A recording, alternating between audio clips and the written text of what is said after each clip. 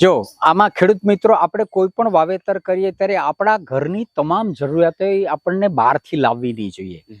એના ભાગરૂપે માનો કે આપણે હમણાં મોડેલ ફાર્મની વાત કરીએ એમ પંચસ્તરીય પ્લોટ 5 સ્તર થાય, જેમાં હાઈ રાઇઝ બિલ્ડિંગમાં કેમ હોય મોટું, પછી એનેથી નાનું, એનેથી નાનું, એનેથી નાનું ને એનેથી નાનું, વચ્ચે પાછું બીજા આવે, વળી પાછું નાનું નાનું કરતા મોટું થતું જાય, એમ 5 સ્તરના પ્લોટ બનાવવાના હોય. તો અત્યારે માનો કે આપણે હળદર વાવી તો હળદર છે એ શેડમાં થાય, છાયા વિસ્તારમાં થાય. તો તમને આ બગીચો એવો છે કે જ્યાં ઉનાળાની સિઝનમાં માનો કે 40 ડિગ્રી ટેમ્પરેચર હોય ત્યારે 30 થી 31, 8 થી 9% ટેમ્પરેચર. આપણે એમ વિચારતા હતા કે ગામડાઓમાં દેશી માણસો ખાટલા નીચે નાખી અને આરામથી પવનમાં સૂતા હતા.